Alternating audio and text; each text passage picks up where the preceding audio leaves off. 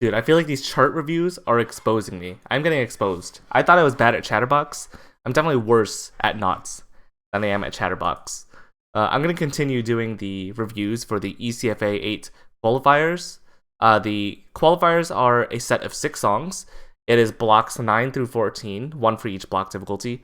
And this is the 10. This is not charted by Prolix. This was also featured in ECFA 5 in the Hard FA category. This was also used in Storm 2019, as well as Raj of the Garage 5 and Raj 6. And I have a great memory of this song at Raj 6, where this was played in a Grand Finals match. It was the very last song played between Rinker and Alex in Grand Finals. And, never seen those two play together. But it was Implode and I commentating on the stream, which, by the way, that VOD doesn't exist anymore. It's just, the only thing left from that VOD is a clip of Alex playing Upshift. But to set the mood, like, Raj is like this huge convention where there's a bunch of like Japanese arcade games and rhythm games, and normally the room is like dark, so that way all of the light from the games can illuminate it. So this is on Sunday, and the bracket is running late, which is just classic ITG behavior. And the machines are actually off and getting packed up. And then rather than the lights in the room being off, like, some of the lights in the room are actually on. So there's a very clear vibe of like, okay, this event's ending, like it's closing time. But actually the one ITG machine, there were 2 machines, the other one was off. The other one was still on purely to let Grand Finals play out. And it was clear that once Grand Finals is done, like, that's the end of the event. But it's really cool because, like, you know, all over the room is like the event closing, but then there's like this pocket, this bubble of people watching the game, playing the game, and Grand Finals playing out. And man, what else was I gonna say about this? Oh yeah, Knots is not like, not a very climactic song. It's very anticlimactic. There's a lot of pauses and space between notes, and you could hear nothing. You could hear a pin drop between these silences. There was nobody talking. People were so invested into watching this match. Implode and I had to be very careful about where we decided to commentate and even how loud we made comments, because it could distract the players and really, really be heard. So that was a very new vibe for me in terms of a tournament experience and watching a song, because, you know, the Grand Finals, you know, it's not, Knots is not your Interstellar Travel, it's not your Upshift, you know, it has a very chill, laid back vibe to it. But it was really exciting to watch and see the level of concentration, honestly, not just from the players, but also from the crowd, just like watching very intensely. Anyways, let's look at this chart. Like I said, I think I'm underqualified to talk about this chart, so I'm gonna try my best to give advice on how I think I would play it. But if you're watching this video and you think you're good at this chart, or better than me at least, please leave advice for me, and I don't know, I'll pin or heart some comments or something. So let's take a look. This is what I mean by like the silences. There's even more examples of silence coming up. It's a lot of swing. Some 30 seconds sprinkled in here.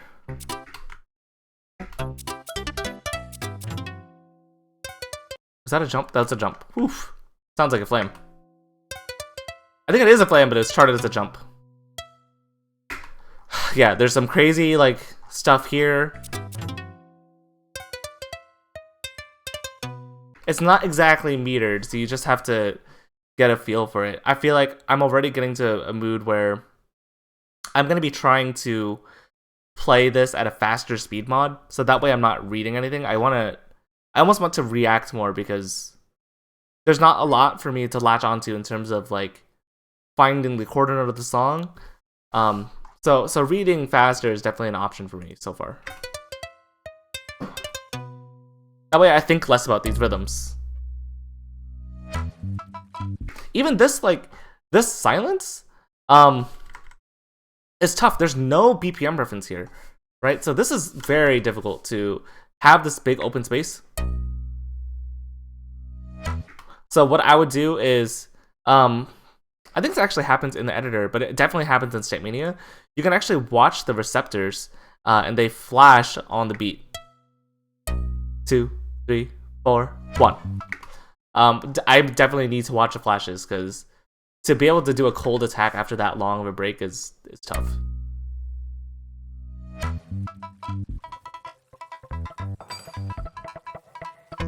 Some late swing. Yeah, even here, right? Like, yes, I understand it's just like a half note space, but you really have to feel this beat between.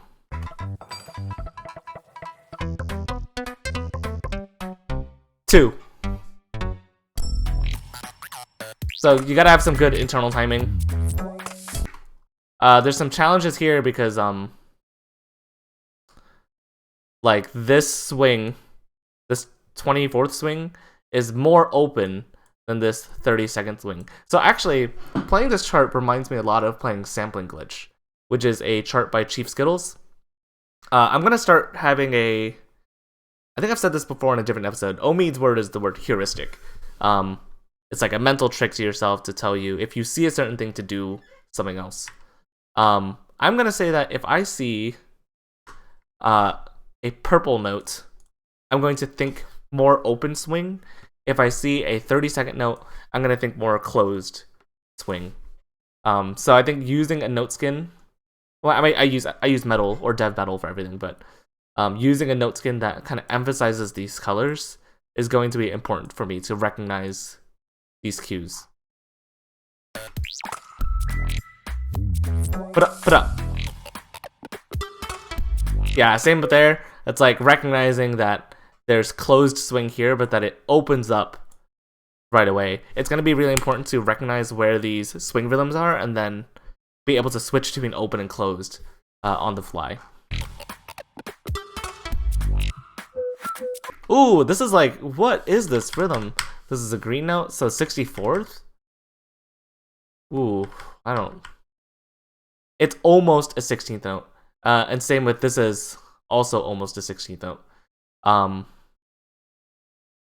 So this is more open and this is slightly more closed, but it sounds almost like 16th notes.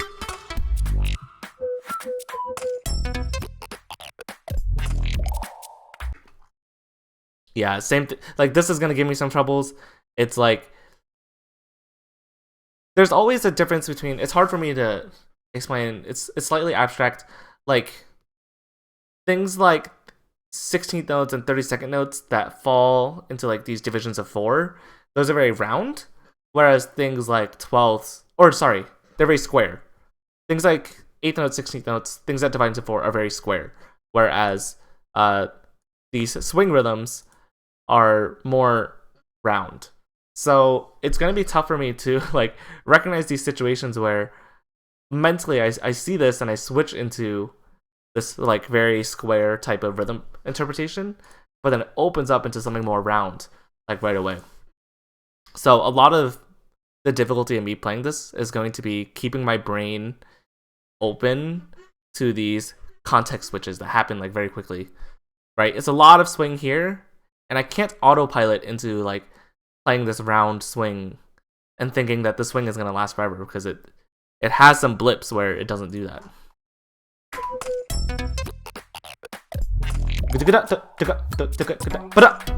Yep. Color trick is going to be nice. Ah, man, dude, these what is this?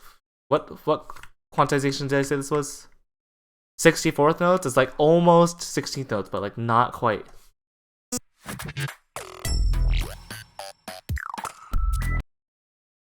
This rhythm here, I'm gonna make sure to anchor myself to this note. I at least know where the quarter note is, right? 2, 3, 4, 3, 4, 1, 2.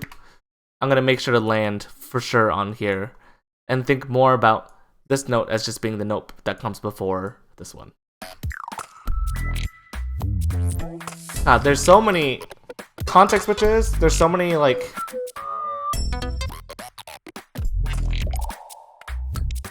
there's so much 24th swing that switches into 32nd swing.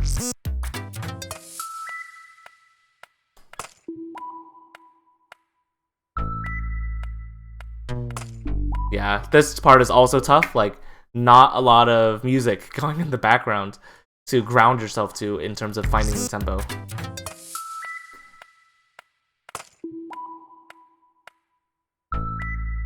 So really having good internal tempo, especially here, you know, this whole section you're playing mostly upbeats.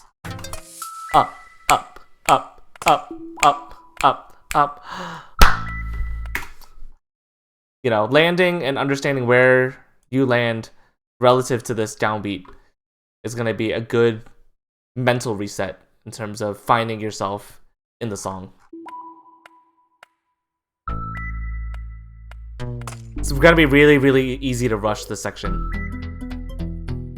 Yeah, even like these quarter note spaces. Bum, bum. Really easy to rush those as well.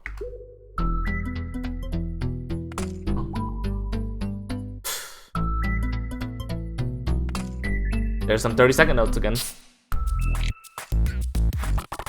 Ooh. Return of the 64th notes. I just see this as like almost a 16th note. I just have to open it up a little bit more.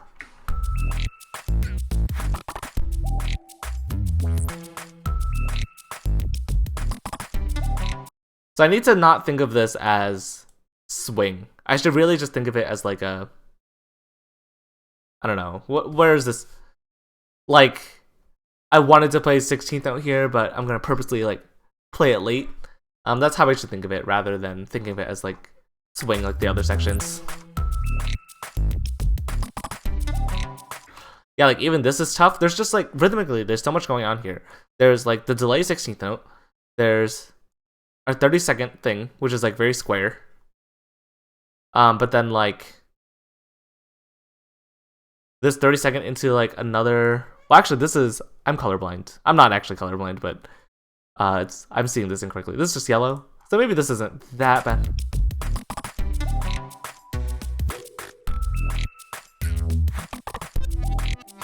Ooh, yeah, like this. You know, like late swing into 30-second, and then immediately switching into like these open 12th notes. Like that's tough.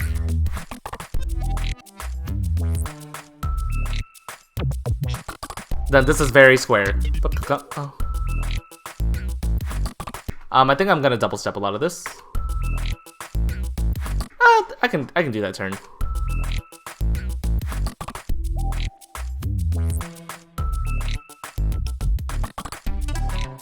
Ooh, am I doing this turn?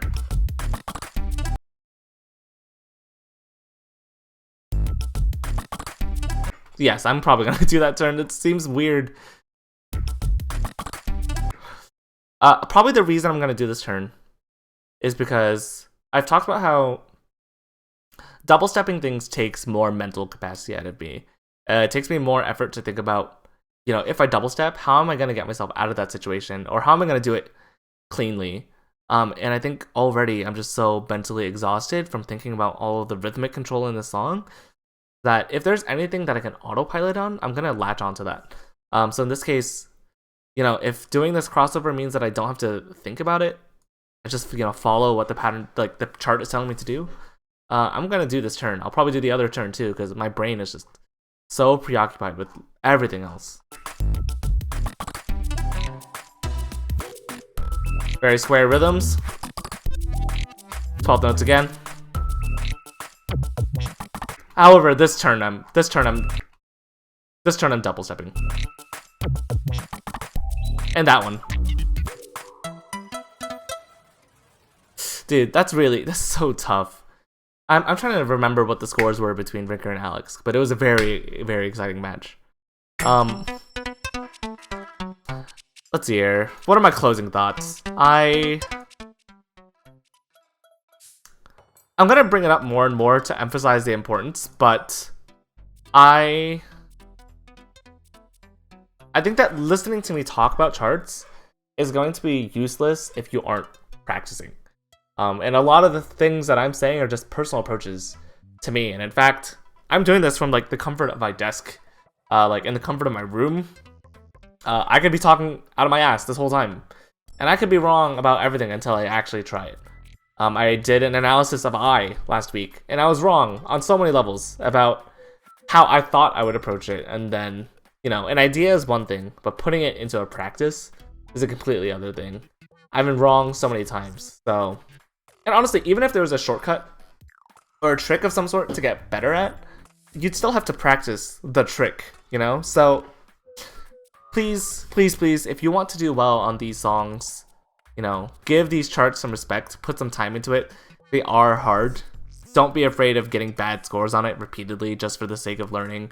And be aware of the mistakes you're making and fix them just one at a time. Don't worry about trying to, you know, get total score raises, you know? Pick apart one thing that you think you're not doing well on and try to fix that. And then as long as you're fixing them one at a time and, you know, not beating yourself up over not quite getting the scores you want, I think you'll be on the right track to get a score that you're happy with. That's all I have for knots. I'll catch you guys tomorrow. Isn't this like such a not climactic grand finals? There should be a rule that like the very last grand final song must be hype. I don't know, man. Maybe that's just me.